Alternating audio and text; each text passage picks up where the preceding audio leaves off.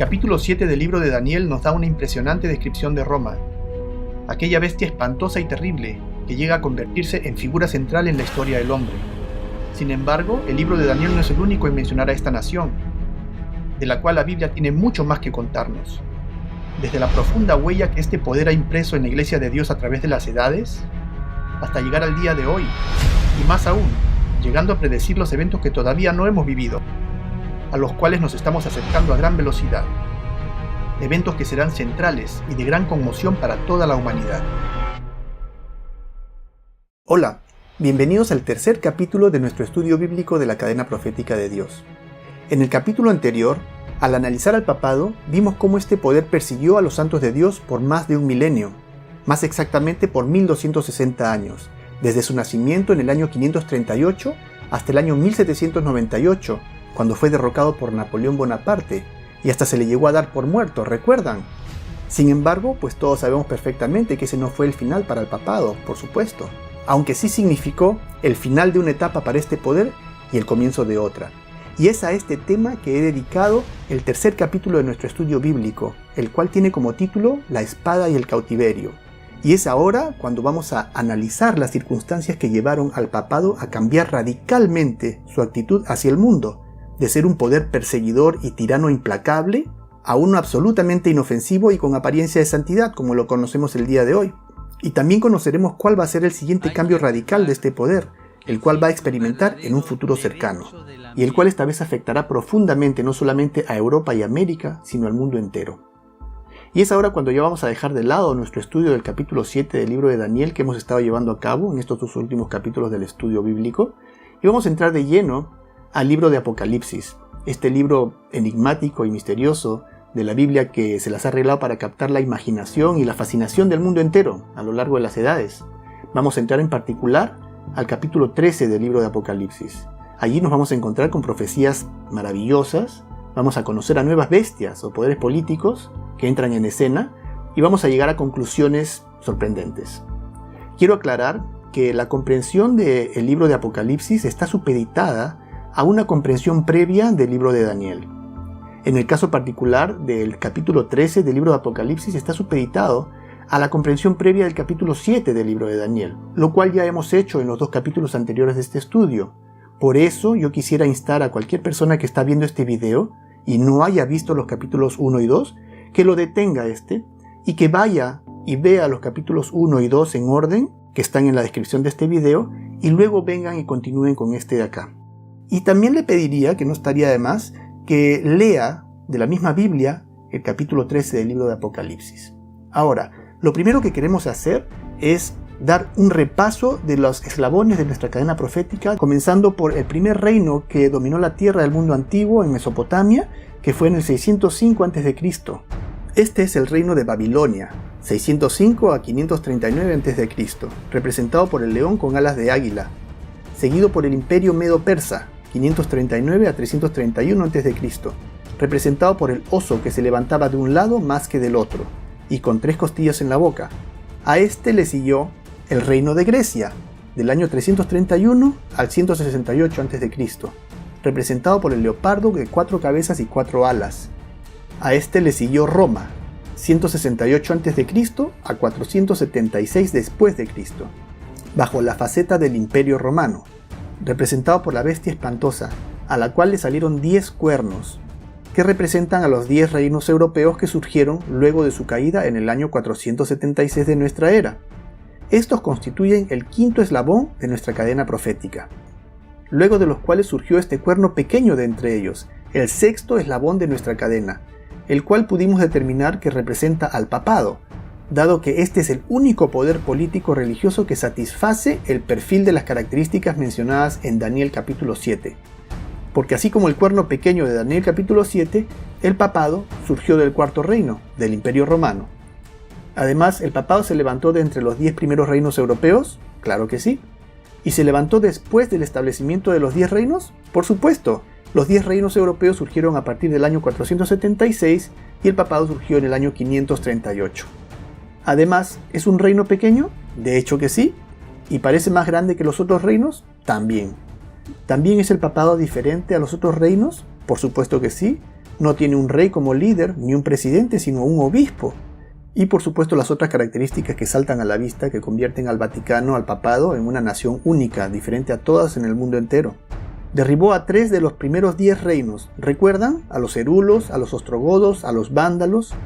Y es también un hombre que blasfema contra Dios, declarándose a sí mismo el vicario o representante de Dios y perdonando pecados, lo cual solamente puede hacer Dios. Claro que sí. Persiguió el papado a los santos de Dios, como pudimos revisar, con la Inquisición y de muchas otras maneras, al igual que el Cuerno Pequeño, por supuesto. El papado dominó a sus anchas por tiempos y medio tiempo, o 1260 años, verificado. Y como también pudimos ver, este poder también cambió los tiempos y la ley de Dios, como el día de reposo, el segundo mandamiento y todo lo que hemos verificado. Ahora que leamos el capítulo 13 del libro de Apocalipsis, vamos a encontrarnos con 2 bestias, la bestia que sube del mar y la bestia que sube de la tierra. Bestias o naciones o poderes políticos, como ya nosotros sabemos. De estas 2 vamos a analizar primero a la bestia que sube del mar, porque es la primera mencionada en la profecía. ¿Y quién es esta bestia?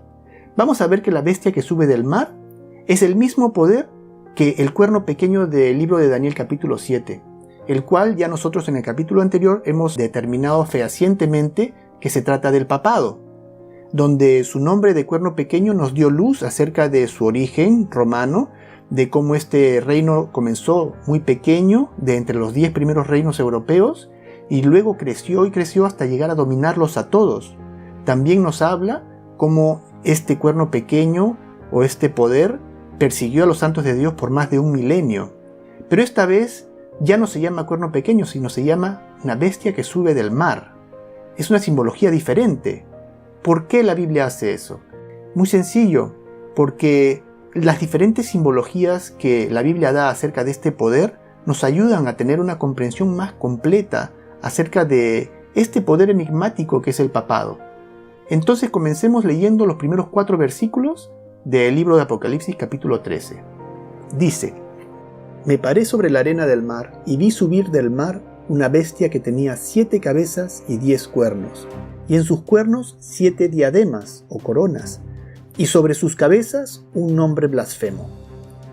Y la bestia que vi era semejante a un leopardo, y sus pies como de oso, y su boca como boca de león. Y el dragón le dio su poder y su trono y grande autoridad. Vi una de sus cabezas como herida de muerte, pero su herida mortal fue sanada. Y se maravilló toda la tierra en pos de la bestia, y adoraron al dragón que había dado autoridad a la bestia, y adoraron a la bestia, diciendo: ¿Quién como la bestia? ¿Y quién podrá luchar contra ella? Interesante y muy enigmático. Una bestia de 7 cabezas, dice, y 10 cuernos, y nos habla de otras varias características. Dice que tiene parte de oso, parte de leopardo, parte de león, y también se nos habla de un dragón. ¿No se nos hace un poco familiares estas figuras? Por supuesto, estas son las mismas figuras utilizadas en la profecía de Daniel capítulo 7. Por eso este es un ejemplo de cómo la comprensión del libro de Daniel capítulo 7 se constituye indispensable para la comprensión del libro de Apocalipsis capítulo 13. Porque leyendo esta profecía del libro de Apocalipsis capítulo 13 sin una comprensión de lo que habíamos visto en el libro de Daniel, se nos hace imposible tener una idea de a qué se refiere esta profecía. Y esta es la razón por la cual muchas personas le asignan las más inverosímiles identidades a la bestia que sube del mar. Pero nosotros no vamos a tener ese problema. Ahora, ¿qué nos dice que la bestia que sube del mar y el cuerno pequeño son la misma entidad que es el papado? Por varias razones. La Biblia nos dice que tanto la bestia que sube del mar como el cuerno pequeño están ubicados exactamente en el mismo eslabón de la cadena profética. Además, estas 2 entidades realizan las mismas actividades. Y también, estas 2 entidades dominan por exactamente el mismo periodo de 1260 años. Vamos a leer entonces otra vez el versículo 1 del libro de Apocalipsis capítulo 13, pero esta vez analizándolo.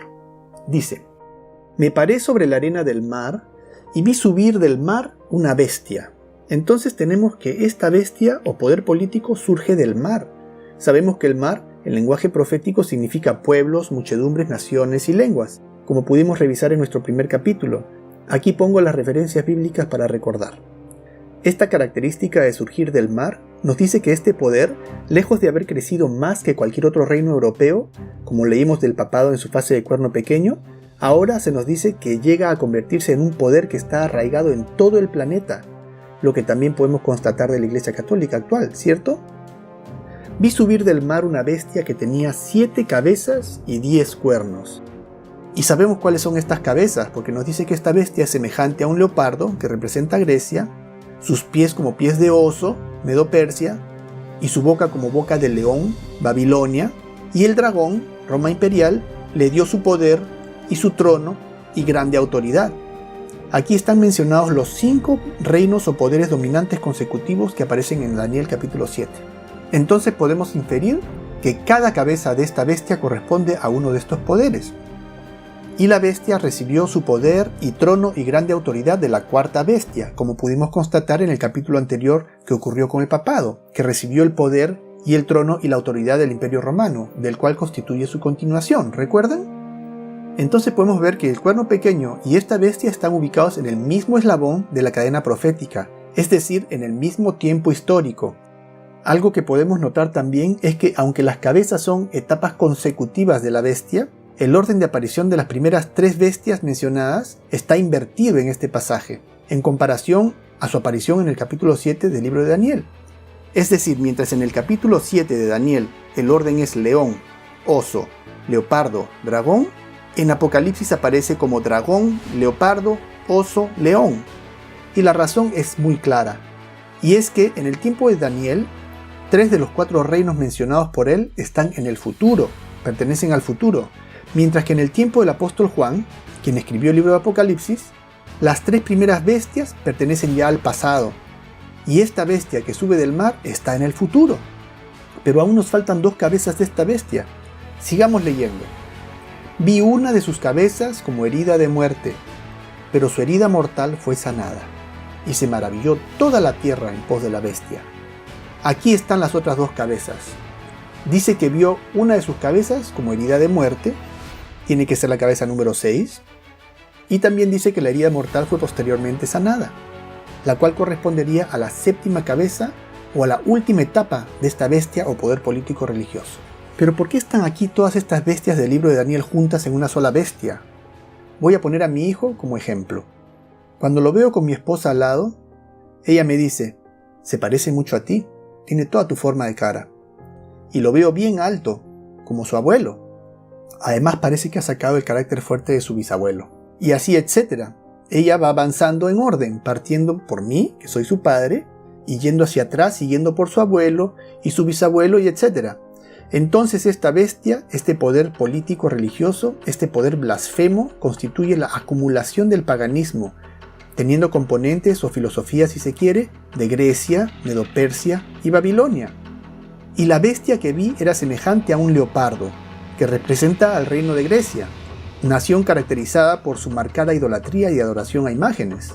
Y tiene los pies de oso. ¿Tiene el papado filosofía medo-persa? Por supuesto. Mitraísmo es un gran componente de la religión católica. Hasta la triple tiara o triple corona, así como mucha de la parafernalia que usan los papas y obispos, proviene de la religión medo-persa de adoración al dios Mitras. Hasta la celebración del día 25 de diciembre, que es en realidad la celebración del nacimiento del dios pagano Mitras. Y su boca como boca de león. El león siendo Babilonia, como ya sabemos. Entonces esta bestia tiene la boca de Babilonia. ¿Y quién es la boca de un reino sino su líder? Entonces esta profecía dice que su líder representa a Babilonia. ¿Será eso posible? Bueno, es ahora cuando nosotros vamos a conocer un misterio muy interesante. ¿Ustedes recuerdan qué pasó con Babilonia cuando fue conquistada? Lo que vimos en el primer capítulo de este estudio. De Babilonia quedó un hombre con corazón engañoso y perverso, ¿recuerdan? ¿Y cuál es el título del Papa? Al Papa se le conoce como Sumo Pontífice. ¿Y cuál es el significado de la palabra pontífice? Esta palabra aplicada a una persona denota su cualidad de servir de puente, así como un artífice es quien produce arte. De igual manera, pontífice es el que construye un puente entre el cielo y la tierra, es decir, es una persona que sirve de mediador entre Dios y el hombre. Y por supuesto el prefijo sumo denota su carácter supremo o único. Único mediador entre el cielo y la tierra. Interesante. Me hace recordar a uno de mis versículos favoritos de la Biblia, que está en 1 de Timoteo 2:5, que dice: porque hay un solo Dios y un solo mediador entre Dios y los hombres, Jesucristo hombre. Interesante. Y recordando que una de las definiciones de blasfemia según la Biblia es cuando un hombre se hace pasar por Dios, resulta que este sumo pontífice, este ser humano, se presenta ante el mundo como el único mediador entre Dios y el hombre. Este ser humano resulta estar usando un nombre blasfemo, tal y como dice el versículo 1 del capítulo 13 del libro de Apocalipsis, que esta bestia tiene sobre sus cabezas un nombre blasfemo. Increíble, ¿no? Pero, ¿qué relación hay entre el sumo pontífice y Babilonia? Viajemos 2500 años en el pasado con el libro de arqueología Magia Caldea, en la página 221, siendo que Babilonia era la capital de la raza caldea. El autor nos va a hablar un poco acerca de unas inscripciones escritas en piedra, en un monumento arqueológico muy antiguo llamado el Nach-e-Rahab, ubicado en la actual Irán. Él nos va a dar un poco de luz acerca de la clase religiosa babilónica. Leamos, dice: en la gran inscripción Pelevi de Nach-e-Rahab, el título Pontifex Maximus figura como Magupat y Ayarpat Rum, para expresar la idea de sumo pontífice. Entonces el título de sumo pontífice es un título babilónico. ¿Será una coincidencia? ¿Será posible? Veamos lo que nos dice otro libro de historia llamado Lares and Penates, de William Burckhardt, en la página 232. Dice: los Magi caldeos, Magi caldeo, para aclarar, es el sumo sacerdote babilónico. Dice: los Magi caldeos disfrutaron de un largo periodo de prosperidad en Babilonia. Un pontífice elegido por un soberano gobernaba sobre un colegio de 72 hierofantes. Curioso, así como el Papa gobierna sobre un colegio de cardenales. Continúa diciendo: cuando los medos y persas derrocaron el reino de Babilonia, removieron la antigua mitología e impusieron su propia religión. Los caldeos, para recuperar su influencia perdida, introdujeron a uno de ellos, Smerdis, como rey, pero el impostor fue detectado y asesinado en el año 522 a.C. Luego, tras varios años de revueltas, intrigas e intentos de derrocar el gobierno medo-persa, la derrotada clase religiosa caldea fue expulsada a Asia Menor, donde establecieron su colegio central en Pérgamo, llevándose sus títulos, sus vestiduras y el palladium, la piedra cúbica de Babilonia, con ellos. Bueno, esta es la historia. Recordemos a Ciro el Grande, este gran conquistador persa que se constituye la segunda bestia de Daniel 7, que es el oso con sus 3 costillas en la boca, que representan a sus 3 grandes conquistas: la conquista de Lidia, la conquista de Babilonia, la conquista de Egipto. Él dejó un heredero, Cambises. Cambises era muy diferente a su padre. Era una persona colérica que todo el mundo le tenía terror porque él mandaba a matar y a castigar por las mínimas razones, sin ninguna explicación, y verdaderamente que era un pésimo gobernante. Y él tenía a su hermano Smerdis.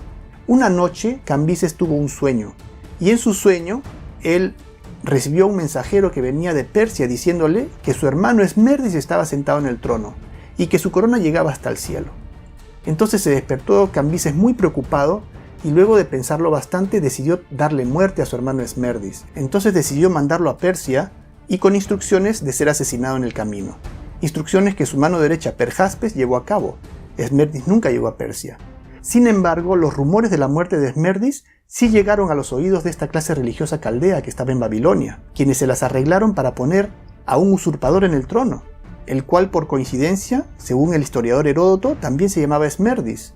Sin embargo, otros historiadores dicen que se llamaba Gaumata. Lo pusieron en el trono como si fuese el hermano verdadero de Cambises, derrocando a Cambises. Y Cambises, estando en Ecbatana, en una ciudad lejana, se enteró que su hermano Smerdis estaba en el trono.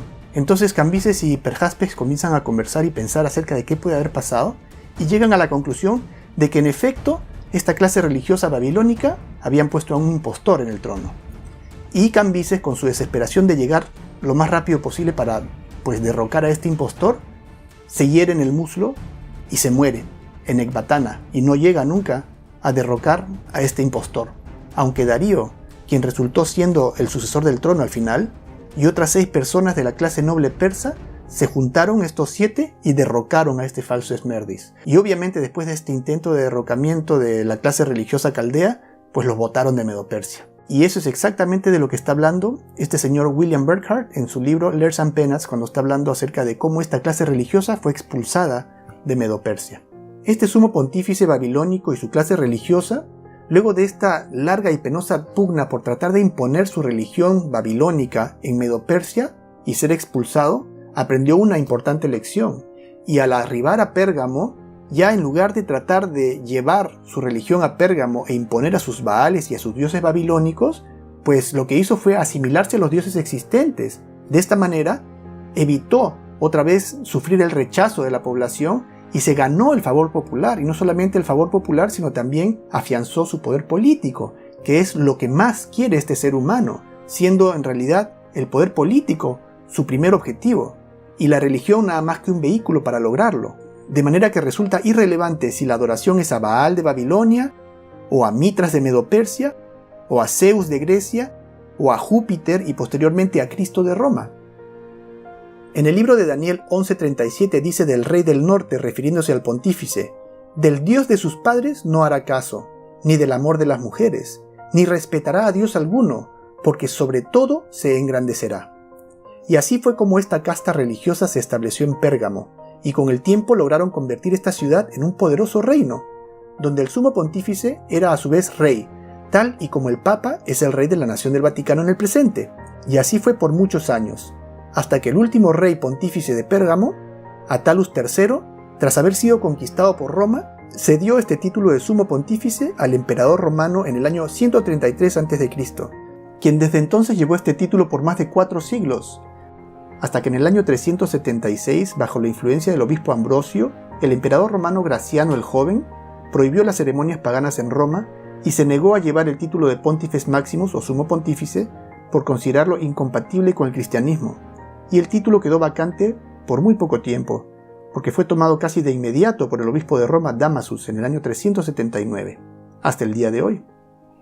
Esta fue una maniobra política muy sencilla llevada a cabo por el obispo Ambrosio, el obispo de Milán en esa época. Para esta época, el Imperio Romano acababa de haber adoptado al cristianismo como su religión oficial, y había mucho entusiasmo entre los dirigentes. Entonces el obispo de Milán, Ambrosio, se acerca a Graciano el Joven, el emperador, y comienza a convencerlo poco a poco que deje el título de sumo pontífice porque pues era incompatible con el cristianismo. Era un título pagano que venía de Babilonia, entonces tenía que ser pues dejado de lado, ¿no? Si estamos en una nación cristiana.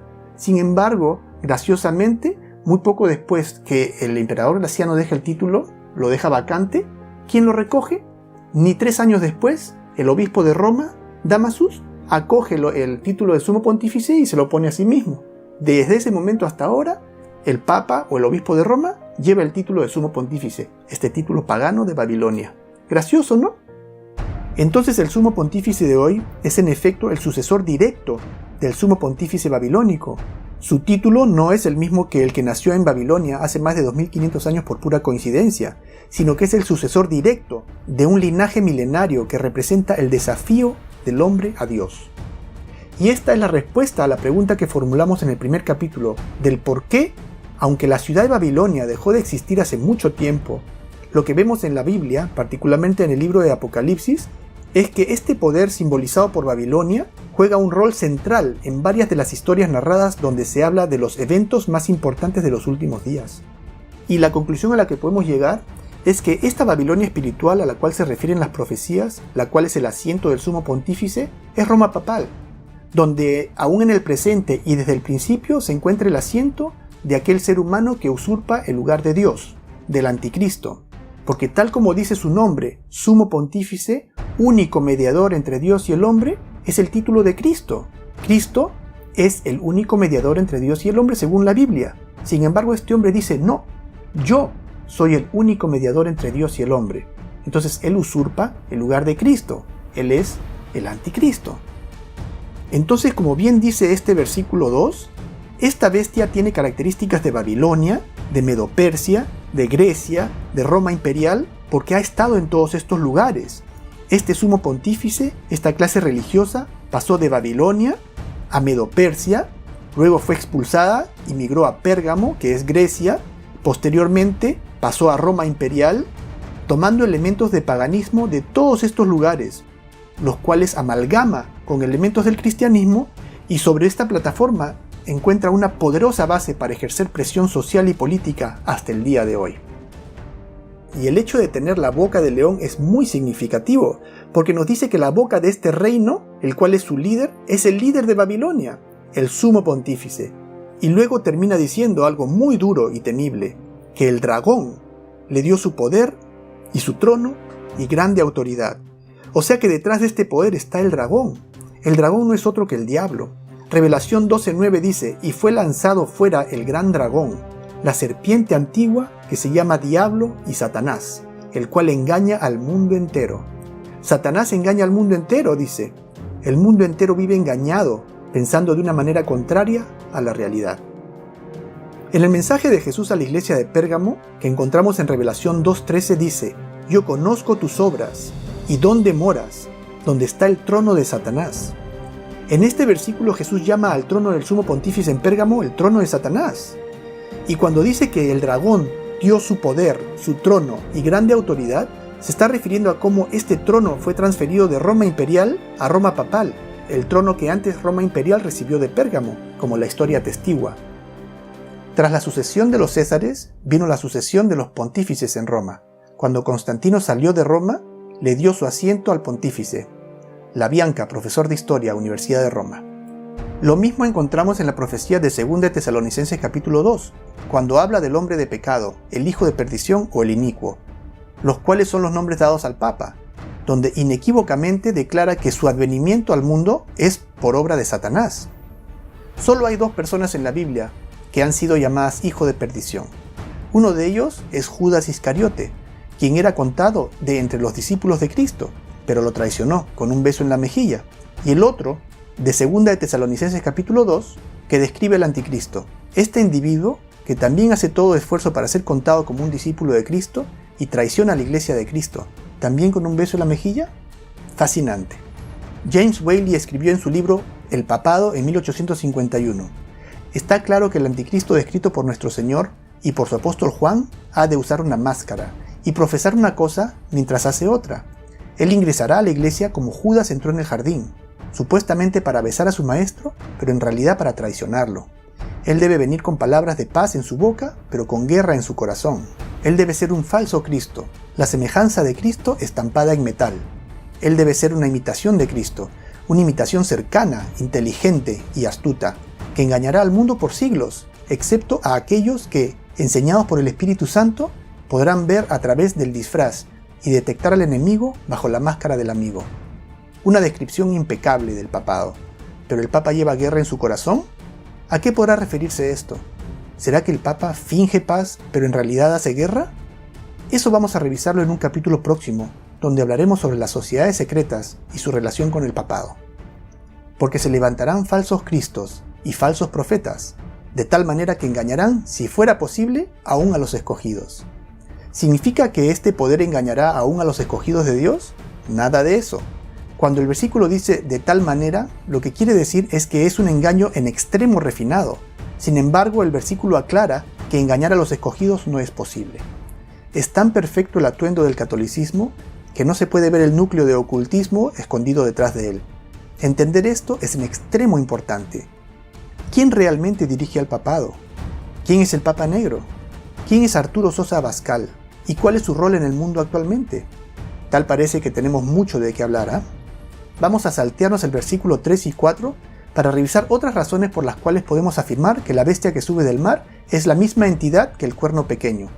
Ya pudimos confirmar que ambos poderes se encuentran situados en el mismo eslabón de la cadena profética, lo cual en sí ya es una razón de peso para relacionarlos. Sin embargo, además de eso, ambos poderes tienen las mismas características. Podemos ver que, como el cuerno pequeño, esta bestia también tiene una boca que habla grandes cosas y blasfemias. Además, hizo guerra contra los santos de Dios, que son las mismas cosas que hizo el cuerno pequeño. Y también, en el versículo 5, dice que este poder ejerció su autoridad tiránica contra los santos de Dios por exactamente el mismo número de años. Aunque en este caso, estos 1260 años literales o días proféticos, en vez de ser mencionados en forma de tiempo y tiempos y medio tiempo, los 3 años y medio proféticos son mencionados en forma de 42 meses, que como vimos antes, son otra manera de computar los mismos 3 años y medio proféticos. También tenemos otra característica que ambas comparten, lo que se refiere a querer cambiar los tiempos y la ley, pero esta característica la vamos a estudiar en más detalle en el próximo capítulo, cuando hablemos de la marca de la bestia. Entonces otra vez nos quedamos sin candidatos, dado que a la luz de la evidencia solamente el papado cumple con todas estas características. Concluimos que el cuerno pequeño y la bestia que sube del mar son el mismo poder, el cual es el papado. Y esto lo vamos a colocar también en nuestra roca, que ya habíamos utilizado en el capítulo anterior, donde pusimos que el cuerno pequeño es el papado. Acá también vamos a poner la bestia que sube del mar es el papado. Además, en el versículo 7 dice que se le dio autoridad sobre toda tribu, pueblo, lengua y nación. Esta es una declaración profética que nos dice que este sistema llega a controlar ¿cuánto del mundo? El mundo entero, todo. El Papa Bonifacio VIII, en su bula Unam Sanctam, declaró: el pontífice romano juzga a todos los hombres, pero él no es juzgado por nadie. Declaramos, afirmamos, definimos y pronunciamos: estar sujeto al pontífice romano es para toda criatura completamente necesario para la salvación. Que lo que se dijo de Cristo, tú has sometido todas las cosas bajo tus pies, bien puede ser verificado de mí. Tengo la autoridad del Rey de Reyes, soy todo y sobre todo, tanto que Dios mismo y yo, el vicario de Dios, tenemos una misma consistencia. Y puedo hacer todo lo que Dios puede hacer. ¿Qué pues puedes hacer de mí, sino Dios? ¡Qué palabrotas, ah! ¡Qué megalomanía! Estos señores dicen tener la autoridad de Rey de Reyes sobre todos los reinos del mundo. Y la tienen, como veremos. Definimos que la Santa Sede Apostólica y el Pontífice Romano tienen la primacía sobre ¿cuánto del mundo? Sobre el mundo entero. Los más sagrados concilios, volumen 13. Todo el poder temporal es suyo, el dominio, la jurisdicción y el gobierno de toda la tierra es su derecho divino. Todos los gobernantes de la tierra son sus súbditos y deben someterse a él. Concilio de Trento. Aquí tenemos una declaración muy interesante.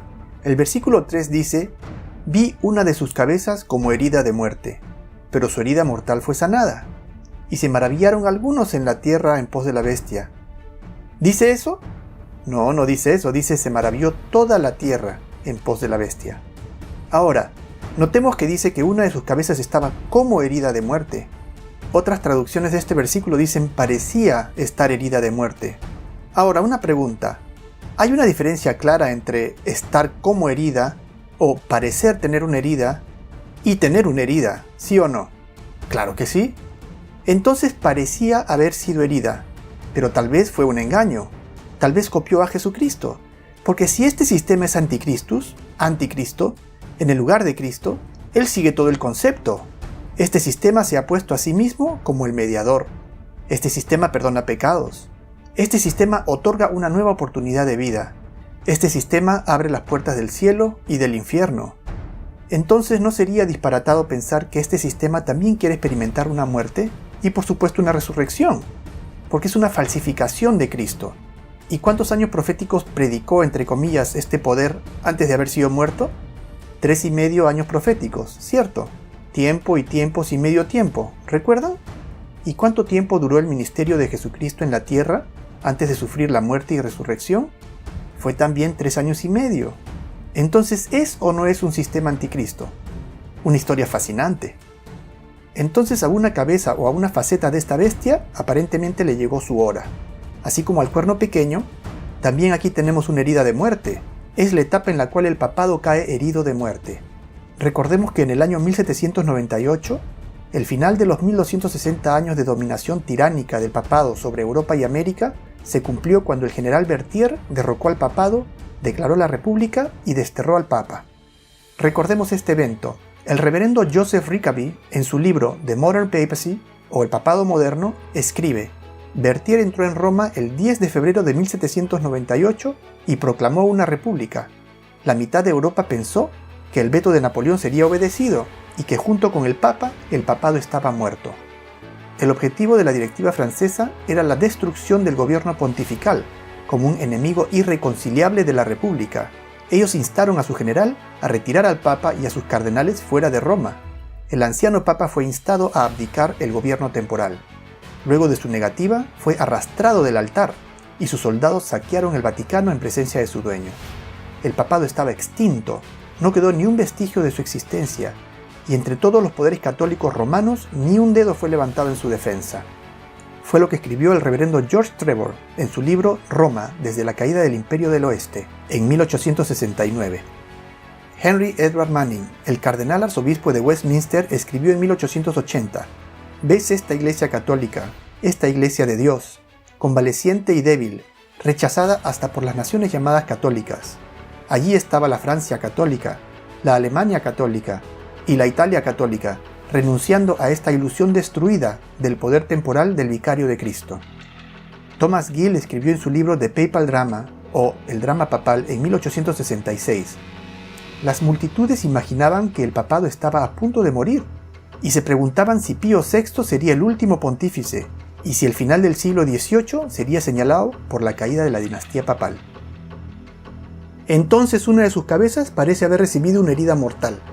Parece haber muerto, pero no murió realmente, sino que pasó a la clandestinidad, aunque como bestia perdió todo su poder político que le será restaurado posteriormente y habrá una resurrección de este poder. Eso es lo que dice la Biblia. Vi una de sus cabezas como herida de muerte, pero su herida mortal fue sanada, y se maravilló toda la tierra en pos de la bestia». Por supuesto que esto no es posible. No todo el mundo va a adoptar el catolicismo. Apocalipsis 13:3. ¿O sí? ¿O será que estos loables esfuerzos, como el llamado movimiento ecuménico, el cual apunta a la unificación de todo el cristianismo bajo el liderazgo de la Iglesia Católica, además de otros movimientos como Coexist y demás iniciativas que apuntan a unificar a las diversas religiones que hay en el planeta, todas lideradas por el papado por supuesto, conducirán al mundo a la fusión de todos los credos y religiones en una sola iglesia, en aras de la cada vez más lejana paz mundial, por ejemplo? ¿Pudiéndonos imaginar al mando de quién? ¿Estaría esto en armonía con la profecía? ¡Claro que sí! Varias preguntas van apareciendo, ¿no? Parece que tenemos mucho de qué hablar. Entonces el papado finge su muerte, por supuesto tras haber asegurado sus posiciones de poder en todo el mundo. Luego desaparece del radar político, permite la llegada de la democracia y la independencia de las naciones, aunque no solamente permite, sino también orquesta este fenómeno de partición de la tierra en nuevas naciones. Recordemos cómo en Daniel capítulo 7 dice que el cuerno pequeño a toda la tierra devorará, trillará y despedazará. O sea que este poder devora, se come o se adueña de toda la tierra. Además la trilla. ¿Qué es trillar? El verbo trillar viene del latín tribulare, que significa tanto extraer el fruto de la tierra como también oprimir o atormentar. O sea que se adueña de la tierra, extrae sus riquezas, la atormenta y la despedaza, la parte en pedazos o la divide. Fascinante. En el libro de Daniel 11:39 dice que este poder dividirá a la tierra para ganar. Y esto es precisamente lo que vemos que ocurre en el mundo una y otra vez. ¿No les parece curioso que en la tierra nunca vemos unificación de naciones, sino siempre división? Se glorifica la rebeldía, la sublevación, la independencia, la subversión, el conflicto limítrofe, y a lo largo de la historia de los últimos siglos, lo que se ve es el nacimiento de más y más países independientes. Donde había una nación, aparecen 2, y hasta 3, o más. Y cada vez los países son más numerosos y más pequeños. La humanidad es llevada en un tren de pensamiento que fomenta el conflicto y la competencia, en vez de la solidaridad y la cooperación. Y así sigue el mundo fragmentándose cada vez más. Tan solo para 1940, había en el mundo solamente 99 naciones, y para el año 2010, esta cifra llegó a ser de hasta 195 naciones, siendo que existen solamente 2 naciones en todo el mundo que se formaron como producto de la unión de estados independientes, en vez de haber surgido producto de la división. Una de ellas es el Reino Unido, formado por la unión de los reinos de Inglaterra y Escocia, y la otra, su hija, la gran nación de los Estados Unidos de América. Las únicas 2 naciones en todo el mundo que en la época de su fundación eran enemigas declaradas del papado, y donde la presencia de este poder estaba absolutamente prohibida. ¿Será una coincidencia? Definitivamente no lo es. Estas naciones dan testimonio vivo de que la unión hace la fuerza, y lo contrario, la división de una nación, ¿qué es lo que hace con ella?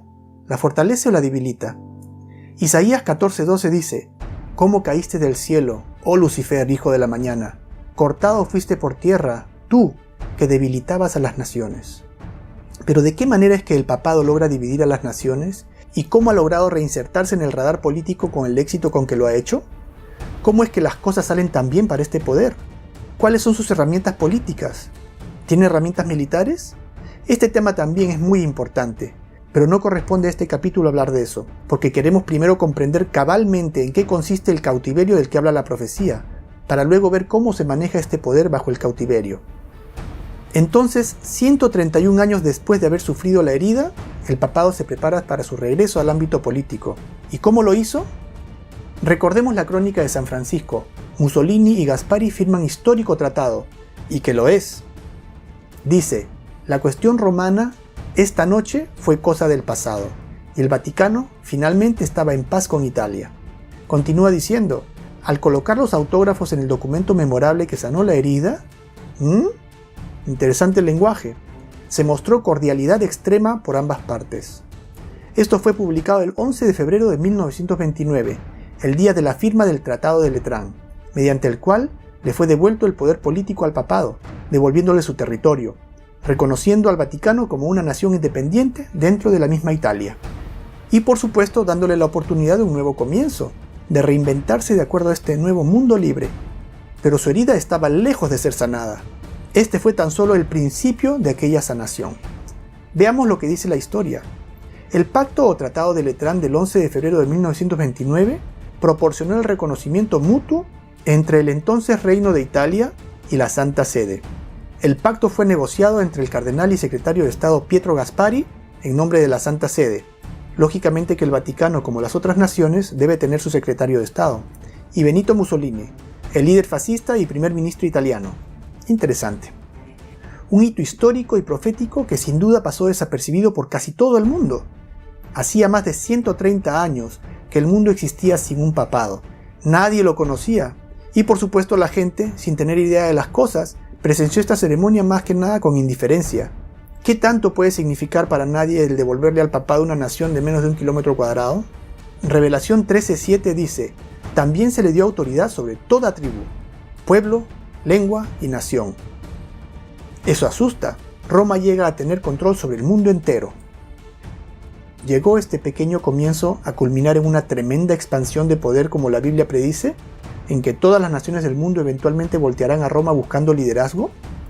Entonces es un poder religioso, universal, que controla la conciencia del mundo entero.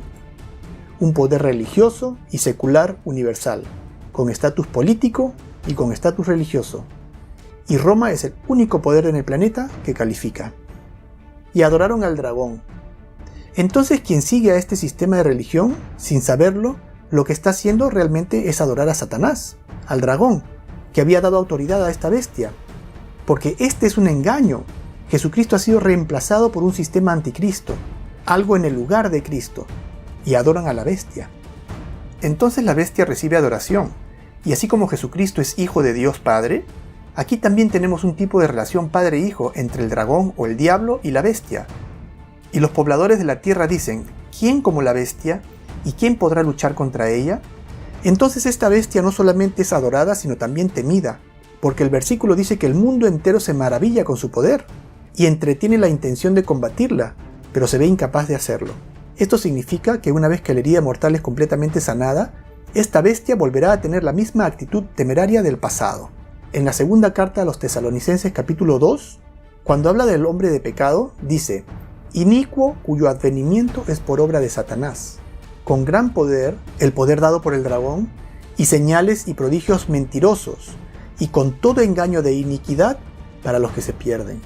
Aquí menciona el engaño del cual estamos hablando, pero este engaño no es para todos, es solo para los que se pierden. ¿Y quiénes son los que se pierden? ¿Y por qué se pierden? Sigamos leyendo. Dice, por cuanto no recibieron el amor de la verdad para ser salvos.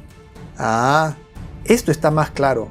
Entonces, los que no reciben el amor de la verdad son los que se pierden. Pero ¿cuál es el amor de la verdad?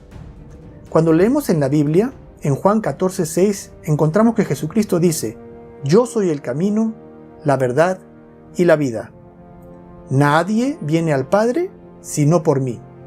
Entonces los que no reciben, o en otras palabras, los que rechazan el amor de Jesucristo, esos caerán en este engaño. Eso es lo que dice. Y en los versículos 11 y 12 del primer capítulo del Evangelio de Juan dice, A los suyos vino, y los suyos no le recibieron, hablando de cómo los judíos no lo recibieron.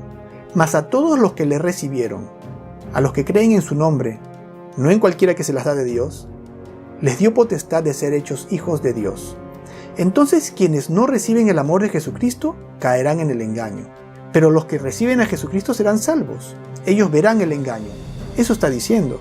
Otra vez en 2 Tesalonicenses capítulo 2 termina diciendo, a fin de que sean condenados todos los que no creyeron a la verdad, o a Cristo, sino que se complacieron en la injusticia. Entonces lo veo claro como el agua. Tenemos a dos redentores, uno verdadero y un impostor. Quien busca al verdadero encuentra la salvación, pero quien se contenta con la falsificación, pues no recibe nada, porque se contentó con la injusticia. En Mateo 7:8 Jesús dice, el que busca, encuentra, pero el que no busca, si no se contenta con lo que tiene enfrente, ¿encuentra? No, se pierde. ¿Tiene sentido, no? Y abrió su boca en blasfemias contra Dios para blasfemar de su nombre, de su tabernáculo y de los que moran en el cielo. Este poder blasfema contra Dios, cambia su ley, sus estatutos, como pudimos ver en el capítulo anterior, blasfema contra Cristo, llamándose a sí mismo sumo pontífice, único mediador entre Dios y el hombre. Una de las cosas que me molestaba mucho cuando yo iba a misa era esta parte al comienzo de la misa cuando todos nos ponemos de pie y recitamos juntos el credo, en donde hay una parte del credo donde dice, por eso ruego a Santa María siempre Virgen, a los santos, a los ángeles y a ustedes hermanos que intercedan por mí ante Dios nuestro Señor. Y yo decía, pero ¿perdón? En la Biblia dice que Jesucristo es el único mediador entre Dios y el hombre. ¿Cómo puede ser que yo le pido a la Virgen, a los ángeles, a los muertos, a mis amigos, al perro, al gato, y Jesús no? Pero Jesús es el único mediador entre Dios y el hombre. ¿Acaso Jesús necesita ayuda? ¿No es Jesús suficiente? Jesús se ganó el título de Redentor y de mediador entre Dios y el hombre en la cruz, con su sangre. Es una injusticia muy grande quitarle su título de Redentor a Jesús, de mediador. Y la adoraron todos los moradores de la tierra, cuyos nombres no estaban escritos en el libro de la vida del Cordero que fue inmolado desde el principio del mundo. Aquí repite lo mismo que acabamos de leer en 2 Tesalonicenses capítulo 2 de otra manera. Dice que no todos adorarán a la bestia, sino todos cuyos nombres no están escritos en el libro de la vida de Jesús. ¿Quién es el Cordero? Aquellos que, como dice el apóstol Pablo, no aceptaron a Cristo, ellos serán engañados. Es un filtro, pues. Entonces, ¿no creen que es importante que los hombres y mujeres católicos, muchos de ellos, puedo atestiguar, que son verdaderamente devotos y fieles a Dios según la única doctrina que conocen, sepan que si ellos continúan en este sistema y a sabiendas cooperan con él, que están en realidad adorando al dragón? Yo estuve muy contento cuando me enteré de esto. En Romanos 6:16 dice, ¿no sabéis que si os sometéis a alguien como esclavos para obedecerle, sois esclavos de aquel a quien obedecéis, sea del pecado para muerte, o sea de la obediencia para justicia? O sea que si tú obedeces ese sistema, tú eres parte de él. Y hay obediencia para vida, pero también hay obediencia para muerte. Atención.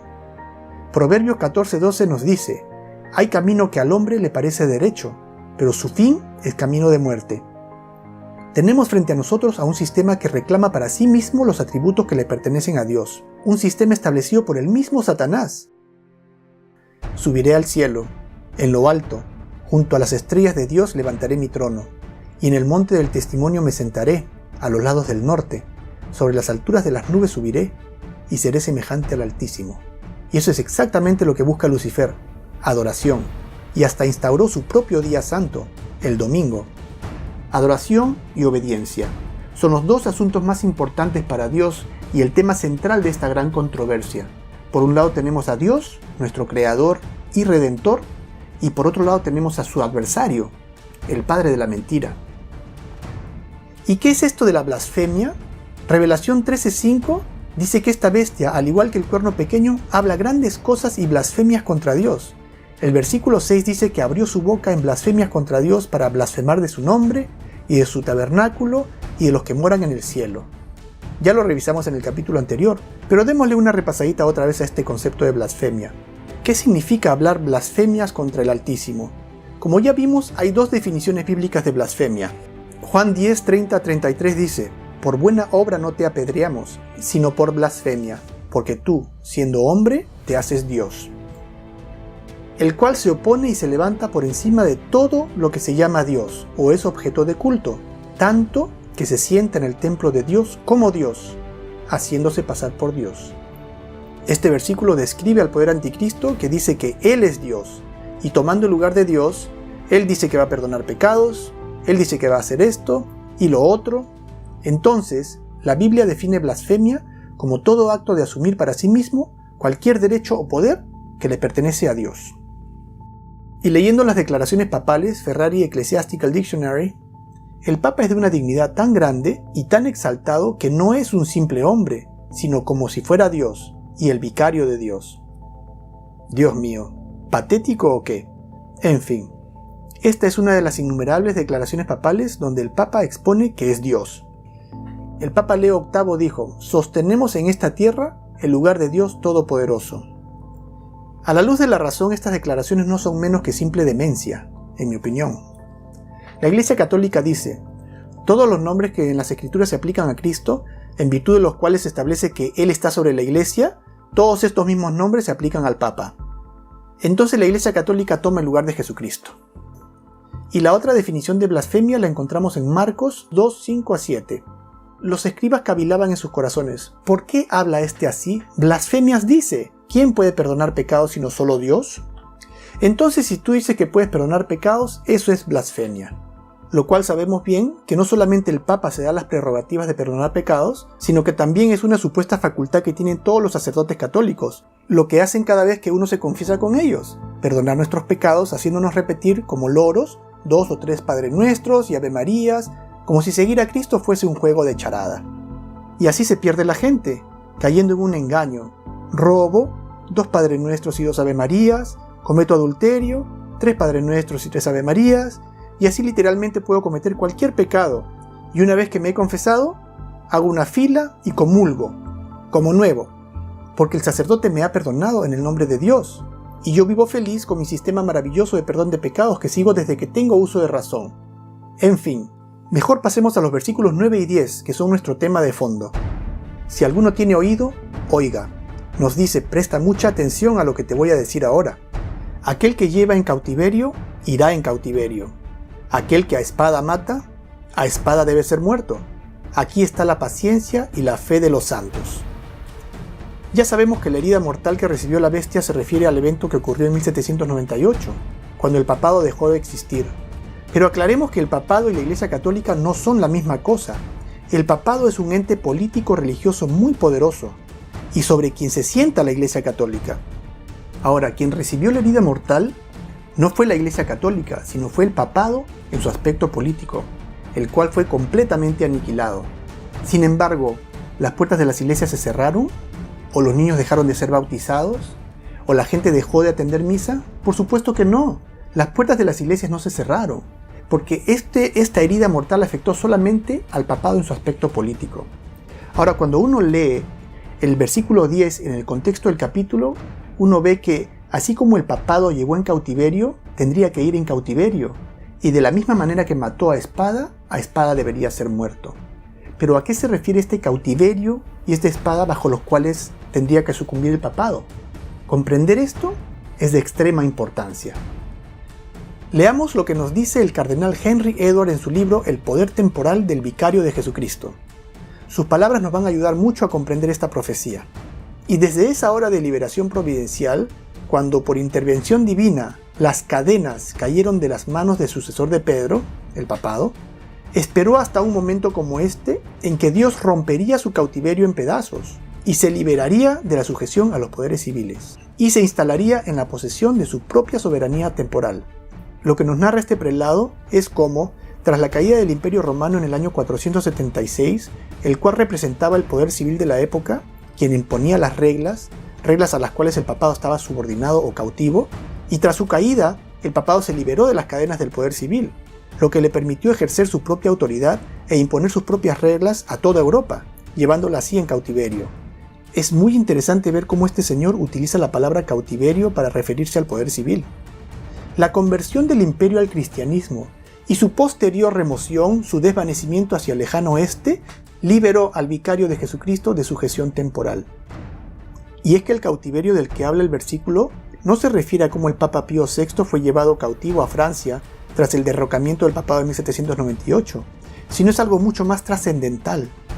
El cautiverio se refiere a la sujeción a los poderes civiles, y es que el papado fue derrocado en un momento histórico muy particular, un desenlace de aquello que nació más de 250 años antes, más exactamente el 31 de octubre de 1517, cuando un monje católico llamado Martín Lutero decidió desafiar al temible papado, rechazando públicamente sus doctrinas, lo cual para ese entonces no era nada menos que un suicidio, dado que todo aquel que hiciera algo así era indudablemente llevado a la muerte, lo que había ya ocurrido innumerables veces en el pasado, y lo que era de ocurrir otra vez, cuando, una vez excomulgado por la Iglesia Católica, Martín Lutero fue llamado a comparecer ante el emperador Carlos V en el tribunal llamado la Dieta de Worms, al cual Lutero se presentó del 16 al 18 de abril de 1521, donde hizo una valiente defensa de sus creencias con las siguientes palabras: a menos que esté convencido mediante el testimonio de las Escrituras, o por razones evidentes, ya que no confío en el Papa ni en su concilio, debido a que ellos han errado continuamente y se han contradicho, me mantengo firme en las Escrituras a las que he adoptado como mi guía. Mi conciencia es prisionera de la palabra de Dios, y no puedo ni quiero revocar nada, reconociendo que no es seguro o correcto actuar contra la conciencia. No puedo proceder de otra manera. Heme aquí, que Dios me ayude. Amén. Aunque a pesar de su brillante exposición, aún así Lutero fue condenado a muerte. Sin embargo, no se le tomó preso en el momento por contar con un salvoconducto otorgado por el mismo emperador Carlos V, a pedido del príncipe Federico III, o Federico el Sabio, el elector de Sajonia, quien puso sobre sus hombros la labor de proteger a Lutero. Sin embargo, habían planes de arrestarlo en cuanto fuese posible, y fue así que el 26 de mayo del mismo año fue emitido el edicto que condenaba a Lutero a la pena de muerte por el pecado de herejía, aunque dicho decreto nunca se llevó a cabo, dado que Lutero fue raptado y escondido para su propia protección por el mismo príncipe Federico III de Sajonia, y Lutero, desde la clandestinidad, continuó escribiendo, convirtiéndose así en el gestor de este fenómeno social de colosal importancia que conocemos como la Reforma. Sus enseñanzas corrieron por toda Alemania como un fuego incontrolable, y pronto hallaron eco en Francia, Inglaterra, Bohemia y por todo el resto de Europa. Fue una época de gran conmoción para todo el viejo continente. En pocos años surgieron líderes reformadores del calibre de Juan Calvino, de Francia, John Knox, de Inglaterra, Felipe Melanchthon, de Alemania, entre una lista de muchos más, lo cual trajo consecuencias desastrosas, no solamente para el papado, sino también para las monarquías europeas. Y es que, aunque tanto la población en general como las monarquías eran tiranizadas por el papado, en la mentalidad del pueblo, los monarcas y el papado eran vistos como el mismo enemigo, ya que el papado se valía del poder civil que ejercían los monarcas para perseguir y castigar. Y al haberse Lutero convertido en la primera persona hasta la fecha, que a pesar de haber sido excomulgado por la Iglesia, y más aún de haber sido condenado a muerte por el poder civil, no obstante continuara su labor de protesta desde la clandestinidad, Lutero no solamente desafió y humilló al tan temido Papa Leo X, sino también a la autoridad del emperador Carlos V. Esta victoria de Lutero envalentonó a la oprimida clase baja europea en contra de la clase aristocrática dominante, hasta llegar a desencadenar verdaderos enfrentamientos, lo que la historia conoce como las guerras campesinas, que llegaron a su clímax en el año 1525, y se consideran el levantamiento popular más grande y extendido de Europa previo a la Revolución Francesa, el cual acabó con la vida de alrededor de 100.000 campesinos.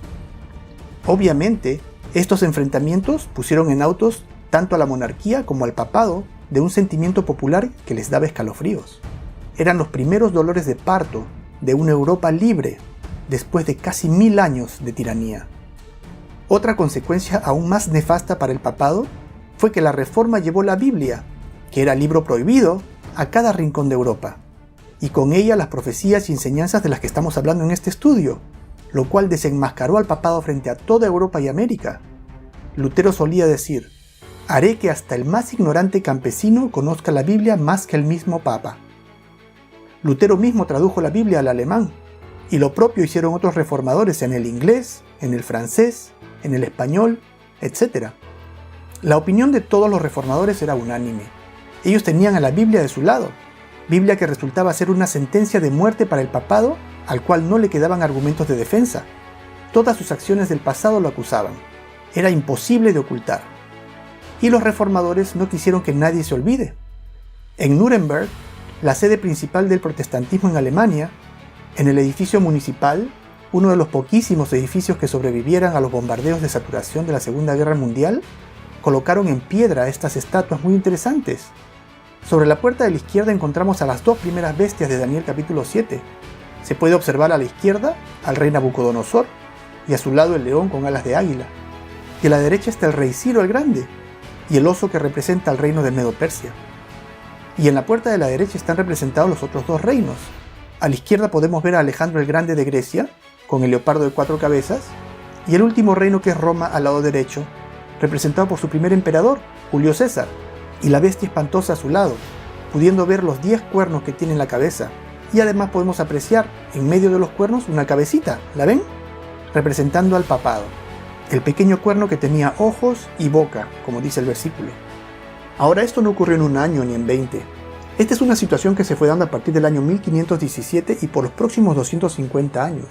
Europa y América fueron creciendo y creciendo en el conocimiento de las Escrituras, y la Reforma fue dando sus frutos, a tal punto que ya casi todos conocían bastante bien al papado. El estudio de la Biblia se convirtió en la pasión de la academia de esta naciente Europa libre, y el mundo se benefició con estudios bíblicos imponentes y llenos de sabiduría. Grandes libros como Historia Eclesiástica de John Lawrence Mosheim o Historia del Papado de Ranks llenaron de luz y conocimiento a esta era de eruditos. Y muchos otros, como el historiador británico Walter Walsh, el estudioso de profecía francés-suizo Jean Herlimer d'Avenue, y hasta el mismo Isaac Newton, cuyos exhaustivos estudios acerca de los misterios de la vida no solo incluyeron ciencia, sino también profecía bíblica, los cuales contribuyeron mucho al desarrollo espiritual de la iglesia de esta época. Ahora, ¿será que Roma se resignó a perder el poder político que tenía sobre las naciones y se conformó con presenciar cómo se derrumbaba su imperio sin mover un dedo? ¿O será que se preparó cuidadosamente durante esos 250 años para este desenlace, de manera que su poder político no fuese realmente afectado? Pues Roma no estaba dispuesta a ceder ni un centímetro de su poder. La guerra ya había sido declarada ese mismo 31 de octubre de 1517, y no había tiempo que perder. El 15 de agosto de 1534 fue fundada la Orden Jesuita, el órgano del papado cuyo primordial objetivo fue y es la contrarreforma, o contrarrestar el efecto que la reforma causaba en el mundo. Esta orden religiosa era mucho más que eso. Tras la fachada de piedad se escondía una organización de características únicas. Napoleón Bonaparte la describió con las siguientes palabras: los jesuitas son una organización militar, no una orden religiosa. Su jefe es un general de una armada, no un mero padre abad de algún monasterio, y el objetivo de esta organización es poder. Poder en su ejercicio más despótico, poder absoluto, poder universal, poder para controlar el mundo para la voluntad de un solo hombre. Jesuitismo es el más absoluto de los despotismos y al mismo tiempo el más grande y enorme de los abusos. El general jesuita insiste en ser maestro soberano sobre el soberano. Donde sea que los jesuitas son admitidos, ellos serán los maestros a cualquier costo. Su sociedad es por naturaleza dictatorial, y por consiguiente es el enemigo irreconciliable de la autoridad constituida. Todo acto, todo crimen, por muy atroz que sea, es un trabajo meritorio, si es cometido por el interés de la sociedad de los jesuitas, o por la orden de su general. Esto lo escribió Napoleón Bonaparte, quien fue el instrumento utilizado por los jesuitas para llevar a cabo esta fingida muerte del papado en 1798. Él debe haber sabido bien de lo que estaba hablando, ¿no creen? Yo creo que sí. Conocer bien a la orden jesuita es fundamental para poder entender la magnitud y el alcance del poder que el papado ejerce sobre el mundo, dado que esta polifacética organización es profundamente instrumental en literalmente todos los ámbitos de la sociedad. La naturaleza de esta orden religiosa con tinte militar, su interacción con el papado y lo que la Biblia tiene que decir acerca de ellos es muy pero muy interesante, y de esto hablaremos con más detenimiento en un capítulo próximo. Entonces las cartas estaban sobre la mesa. La Reforma tenía nada menos que a la Biblia de su lado, pero el papado tenía a la orden jesuita, la cual sin perder el tiempo puso en marcha su estrategia de educación contra educación. Y para 1599 ya tenían creado y refinado el programa llamado Radio Studiorum, el primer sistema global de educación de la historia, que literalmente inundó toda Europa y luego el mundo entero de doctrina papal.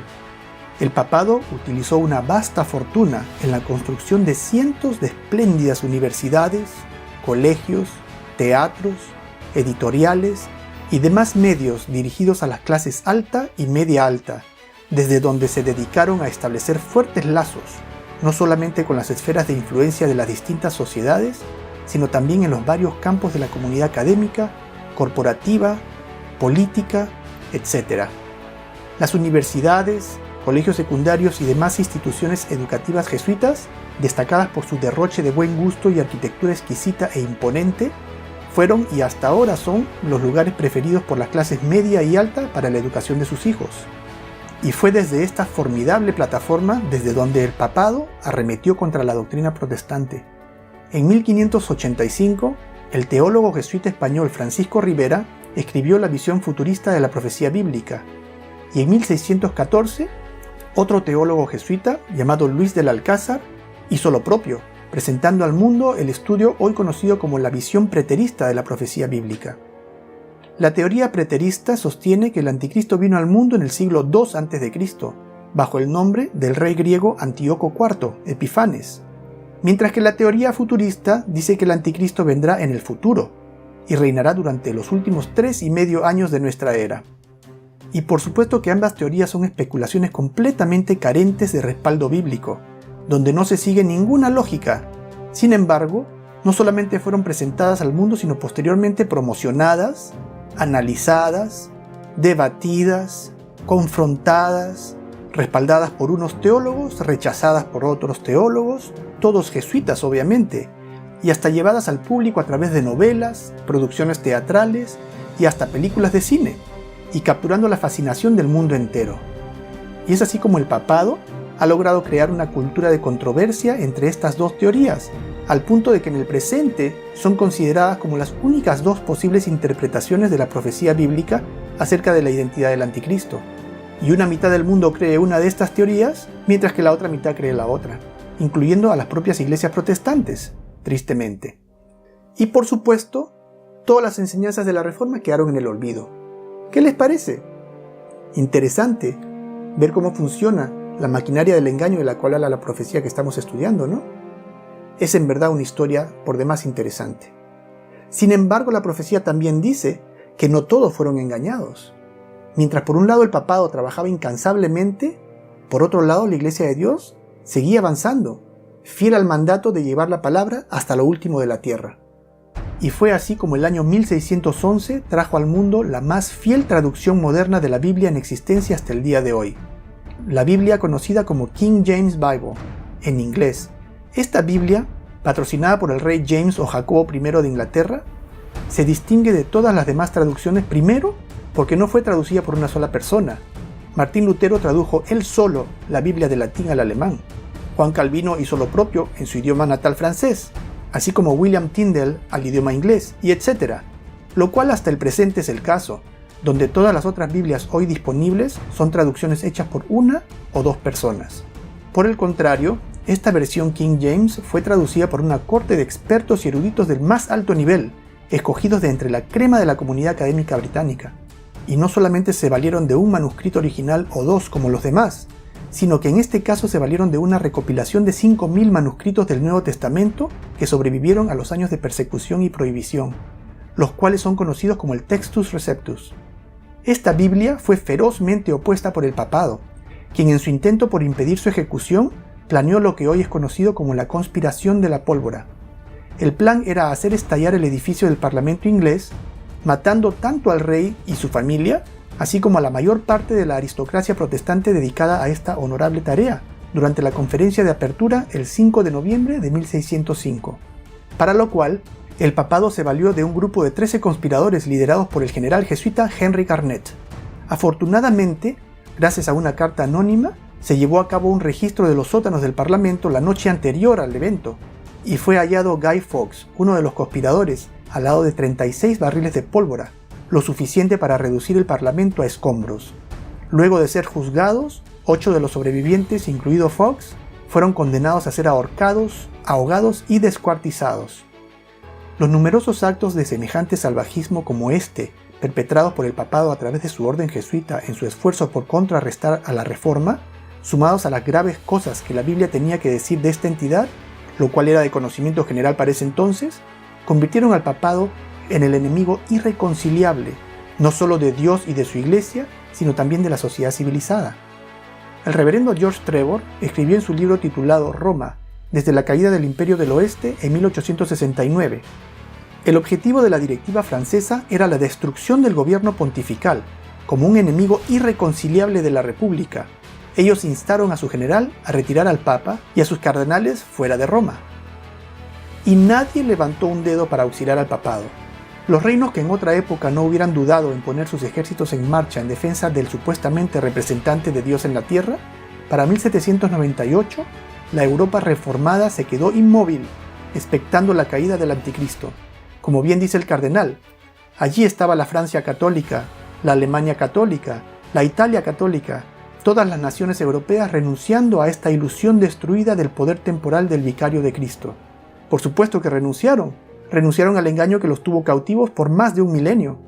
Esta actitud de las naciones confirmó la razón por la cual el papado tenía que fingir su propia muerte. Era el único enemigo irreconciliable del mundo civilizado. No había más lugar para el papado en el mundo, tenía que ser eliminado. Entonces, previendo lo inevitable, el papado se mandó a matar. La muerte del papado fue una movida muy astuta, necesaria para quitarse de encima los ojos de toda Europa y dejar de ser el centro de atención. Tenía que ser eliminado por completo, morir y ser sepultado, hasta lograr ser olvidado, dejar que la estrategia jesuita de educación contra educación diera sus frutos y borrara su nombre de la memoria colectiva, para luego de un tiempo reaparecer con un rostro completamente nuevo, para un mundo nuevo. ¿Pero cuánto tiempo tendría que permanecer muerto el papado? En su libro 50 años en la Iglesia de Roma, el reverendo Charles Chiniquy nos da un extracto del plan jesuita. Traigamos toda nuestra habilidad para influir en esta parte de nuestro plan. Nuestra principal preocupación debe ser moldear a las personas para nuestros propósitos. Sin duda, la primera generación no será totalmente nuestra, pero la segunda casi nos pertenecerá, y la tercera por completo. Según este plan, 3 generaciones serían suficientes para, a través de diversos medios, revertir lo ocurrido con la Reforma. ¿Y cuánto tiempo de vacaciones se tomó el papado para regresar al mapa político? 131 años. Y parece que fue suficiente, ¿cierto?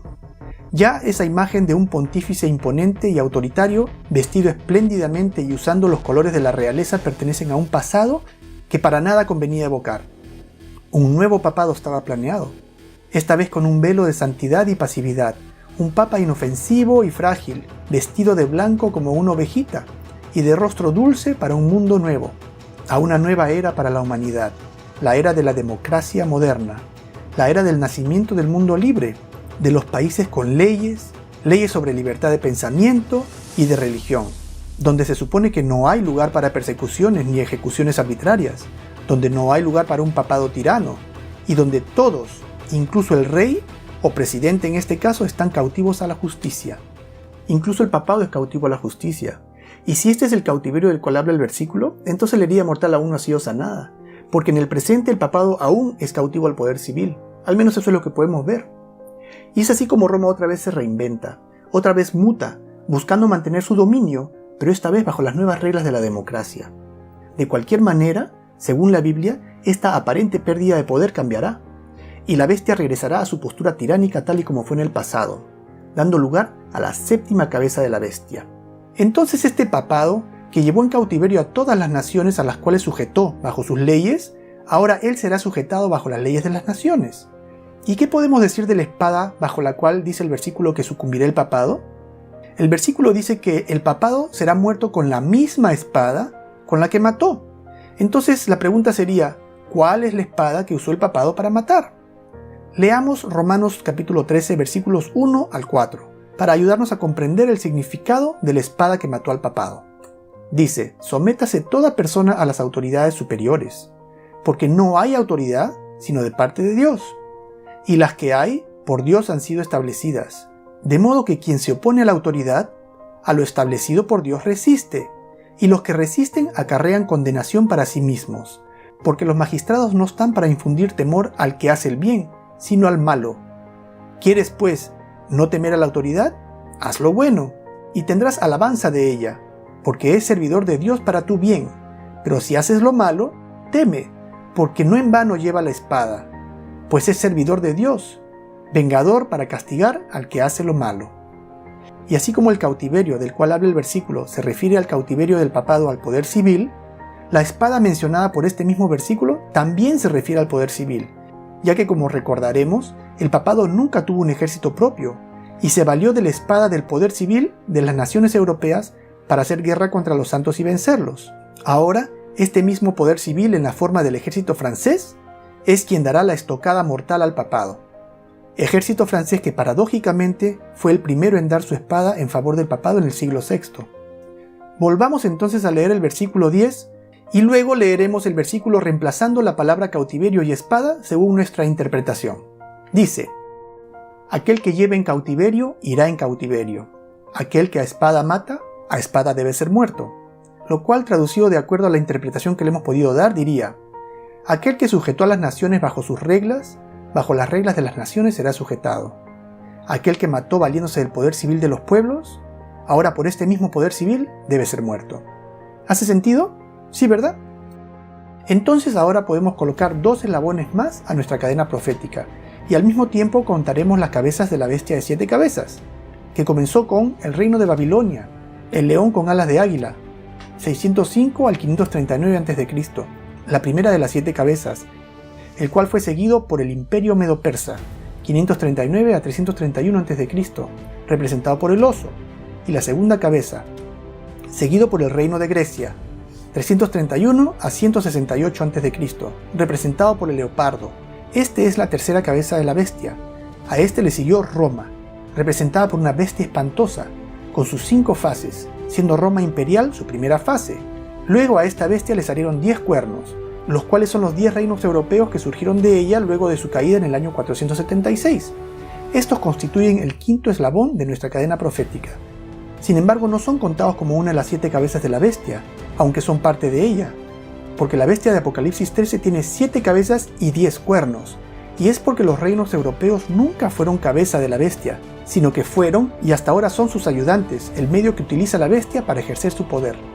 Luego surgió este cuerno pequeño de entre ellos. Este es el 6.º eslabón de la cadena y la 5ª cabeza de la bestia, el cual representa al papado, quien dominó a sus anchas por un periodo de 1260 años. Y hemos podido llegar hasta el año 1798, cuando este poder político sufrió una herida mortal, representado por el papado actual. Este es el 7.º eslabón de nuestra cadena profética, el cual también es la 6ª cabeza de la bestia de 7 cabezas. La cabeza como herida de muerte es la etapa del papado en la cual éste está sometido a los poderes civiles, el cual es el tiempo presente. Y el 8.º eslabón de nuestra cadena profética corresponde a la 7ª cabeza de la bestia, la cual representa la fase en la cual el papado recobra todo su poder político y regresa a ser un poder tirano y perseguidor. Pregunto ahora, ¿piensan ustedes que vendrá el tiempo en el cual el papado recupere su poder y sea sanado de su herida mortal? El versículo 3 nos afirma que su herida mortal fue sanada. ¿Y se maravillaron unos cuantos en la tierra? No. Se maravilló toda la tierra en pos de la bestia. Se volcó toda la tierra en admiración, en adoración y en temor hacia el papado, porque los habitantes de la tierra dicen: ¿quién como la bestia? ¿Y quién podrá contra ella? Aunque ciertamente esto sería imposible, no después de lo que la Reforma o la Iglesia Protestante expuso acerca del papado en años pasados, ¿cierto?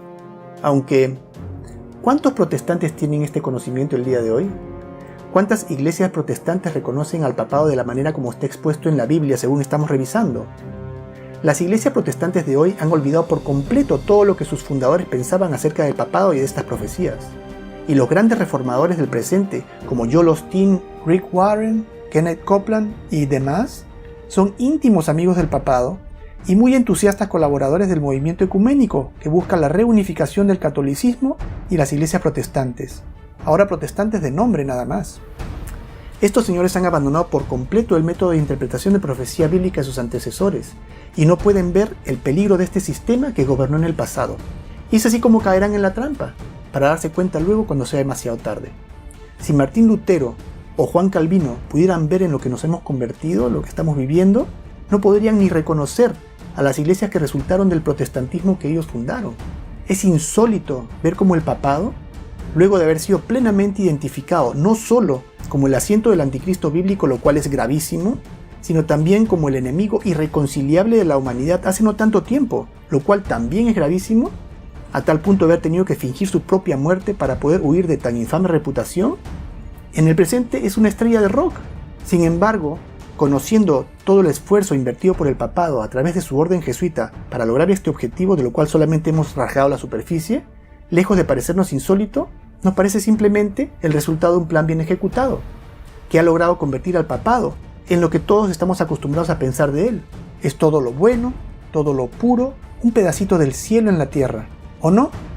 Es ahora mismo la institución más distinguida y respetada de toda la tierra, con sus papas ocupando las primeras planas no solamente en publicaciones periodísticas, políticas, sociales, y hablamos por supuesto de las más reputables del medio, y hasta las revistas dedicadas a las celebridades se lavan la boca para colocar los elogios más sublimes imaginables, y haciendo los titulares más glamorosos y llenos de admiración.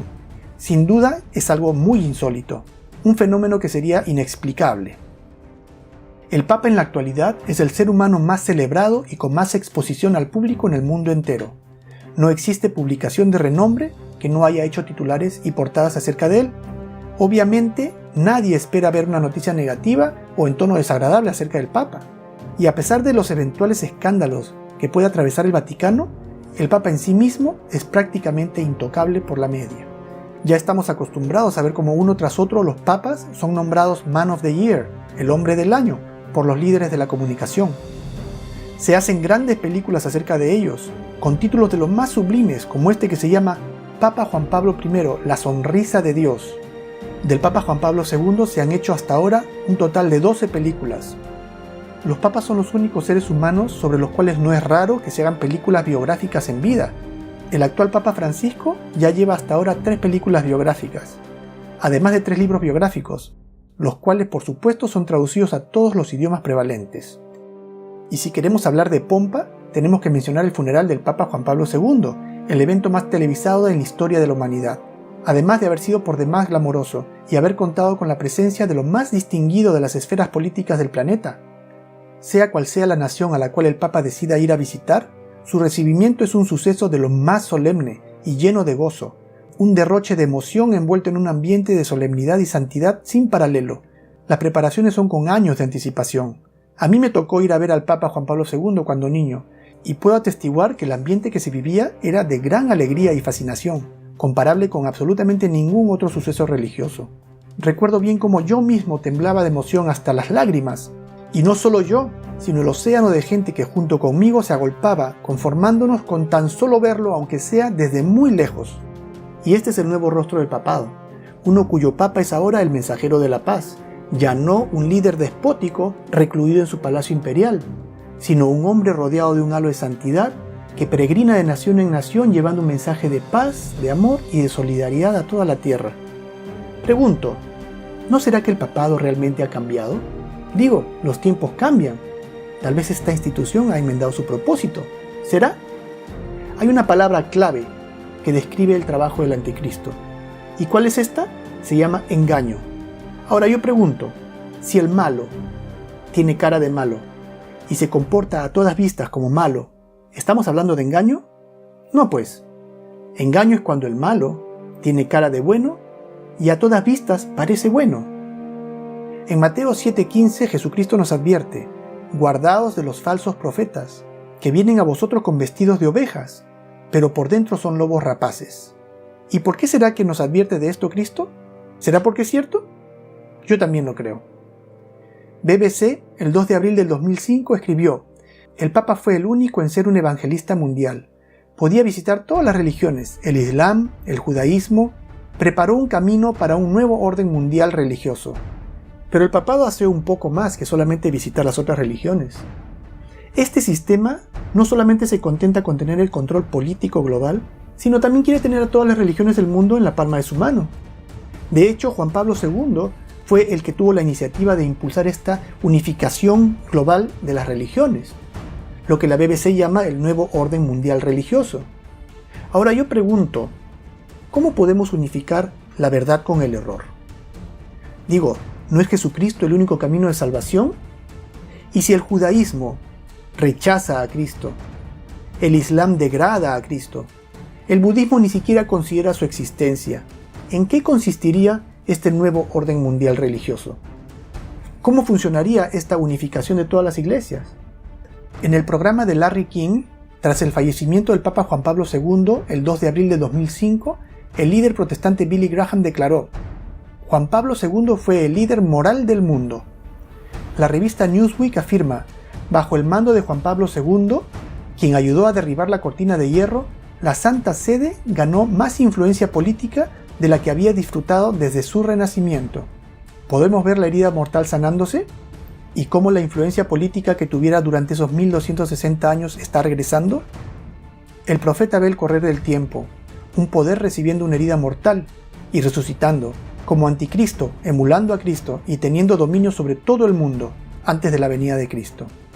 Ahora, luego de todo lo que hemos visto, lo cual verdaderamente resulta perturbador darse cuenta y abrir los ojos a una realidad que verdaderamente pasa desapercibida para todos aquellos que no conocemos la palabra de Dios, yo pregunto, ¿cuál debería ser nuestra actitud frente a esta situación?